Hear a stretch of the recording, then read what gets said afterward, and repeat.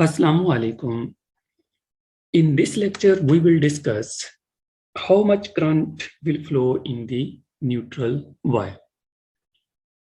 So in the previous class, we have discussed the Y and delta connection. So in this lecture, we will discuss how much current will flow in the neutral wire. As you can see here in this figure, there are three identical loads are connected with the three-phase supply. The phase one is basically connected with the starting end of the load or with load 1. The phase 2 is basically connected with load 2, and the phase 3 is basically connected with the load 3. There are three identical loads, and the negative end is basically connected with the negative end, and the positive end of the phase is basically connected the positive end of the load. So as we have already discussed, the value of the current in phase A is basically equal to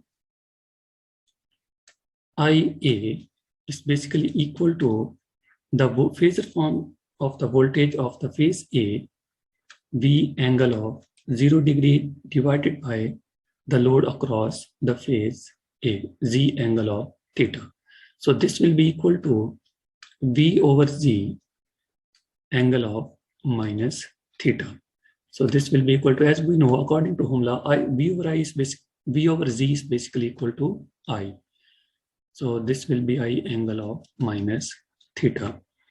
Similarly, the current in phase 2 is IB is basically equal to, as you can see here in this circuit, IB will be equal to V angle of minus 120 degree divided by Z angle of theta. So this will be equal to V over Z angle of minus 120 degree minus theta.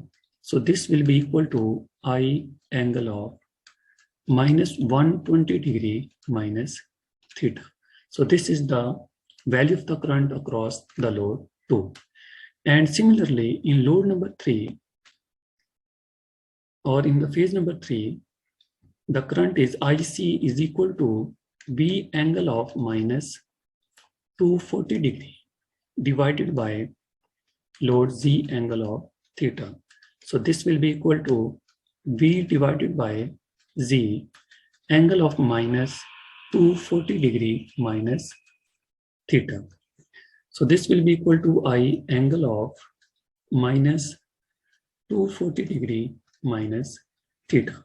So these are the three phase currents. This is the current of phase A, this is the current of phase B, and this is the current of phase 3. So these equations of the current we have already discussed in the previous lectures. So now the question is, how much current will flow in the neutral wire? So if we, in case of, let the load is connected in the Y connection and the three-phase supply is also in the Y connection.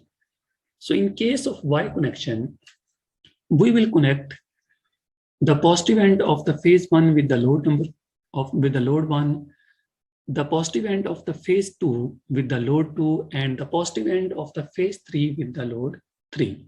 And we will connect the common point of all three phases with the common point of the all three loads. So this common point is called neutral point, and the current in this wire is called neutral current.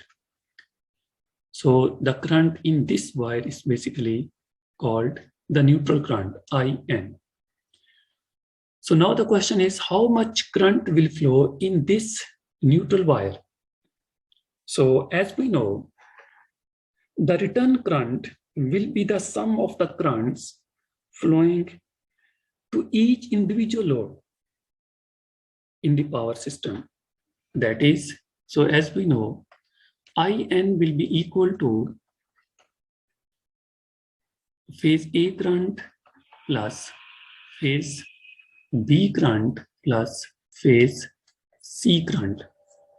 That is, the return current will be the sum of the current flowing to each individual load to the power system. That is, IN is basically equal to phase A current plus phase B current plus phase C current. That is, sum of all the currents will be equal to IN. So as we have already discussed, IA is basically equal to I angle of minus theta, IB is basically equal to I angle of minus 120 degree minus theta, and IC is basically equal to minus 240 degree minus theta.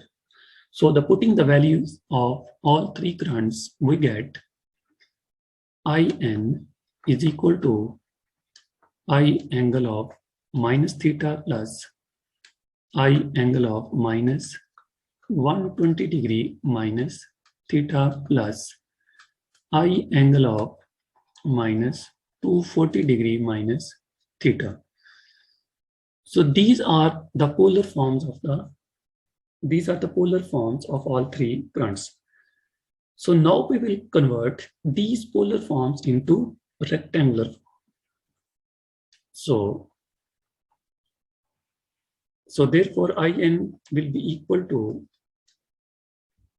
I angle of I cos theta, theta is basically minus theta, plus J sine minus theta plus the phase number 2 current, I cos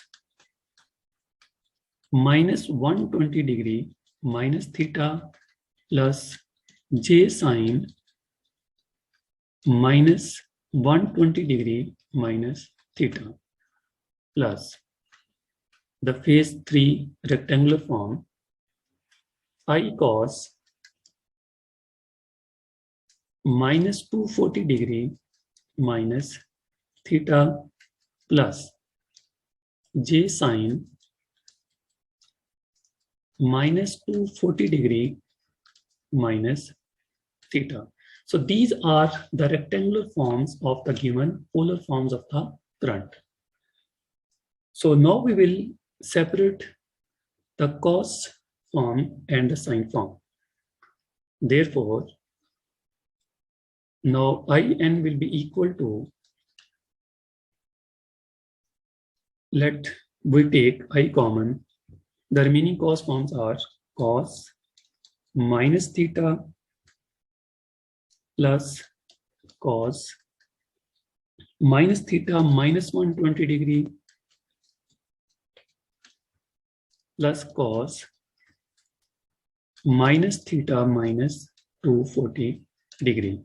Similarly, plus J to I, we take J and I common. The remaining sine forms are sine minus theta plus sine minus theta minus 120 degree plus sine minus theta minus 240 degree. So these are the cos and sine forms of the given equation. So now as we know, according to the elementary trigonometric identities, cos alpha minus beta is basically equal to cos alpha minus beta is basically equal to cos alpha cos beta plus sine alpha sine beta. Similarly, sine alpha minus beta is basically equal to alpha minus beta is basically equal to sine alpha cos beta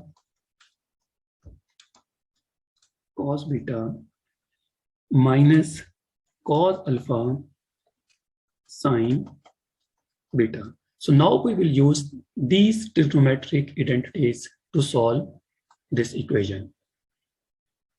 After applying these trigonometric identities, that is cos alpha minus beta and sine alpha minus beta in the above equation, we get IN is equal to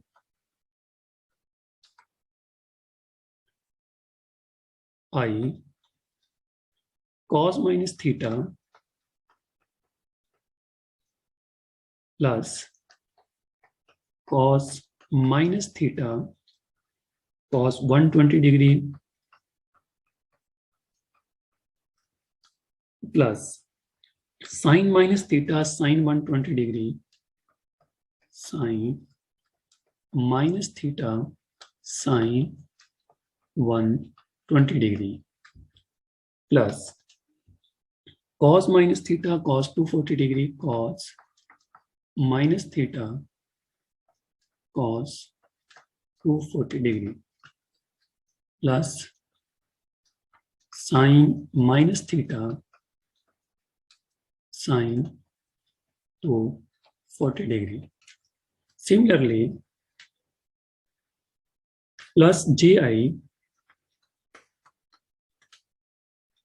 sine minus theta plus sine minus theta cos 120 degree sine minus theta cos 120 degree minus cos minus theta minus cos minus theta sine 120 degree sine 120 degree. Similarly, plus sine minus theta cos 240 degree minus cos minus theta cos minus theta sine 240 degree. So after solving this equation, we get In is equal to I cos minus theta minus 1 by 2 cos 20 is basically cos 120 is basically equal to minus 1 by 2 cos minus theta. Similarly, plus under root 3 by 2 plus under root 3 by 2 sine 120 degrees basically equal to under root 3 by 2 sine minus theta minus 1 by 2 cos minus theta minus under root 3 by 2 minus under root 3 by 2 sine minus theta. Similarly, plus j into I sine minus theta sine minus theta minus 1 by 2 sine minus theta minus under root 3 by 2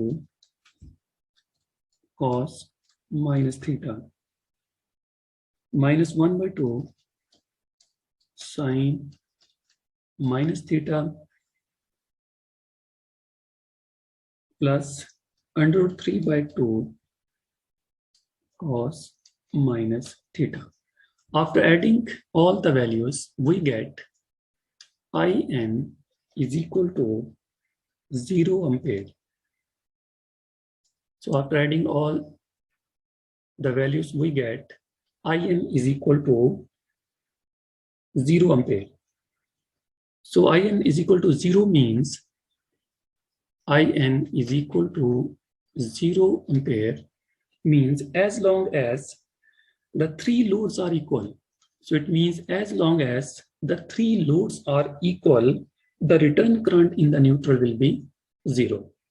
It means if all the three loads are identical, then the return current will be, or the neutral current will be 0 ampere. If all these three loads are identical. So we can say that the neutral current will be 0 if all the loads are identical and magnitude of all the voltages are same, and magnitude of all the voltages